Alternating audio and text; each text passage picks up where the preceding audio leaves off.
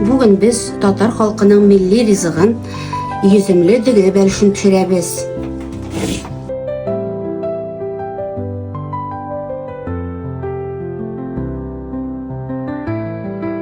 Безнең бәлеш төп ризыгыбыз. Без аны никах ашларында, Коръән ашларында, нинди ашлар уздырабыз, бөтен ашта бәлеш пешерәбез. Бәлешләребез һәр вакыт тәмле булып чыга, бик риза булып ашыйлар. Мин үз гомеремдә күпме бәлеш пешергәнемне хәтерләмим дә инде, бик күптәннән пешерәм. Бәлешләрем һәр чак тәмле була.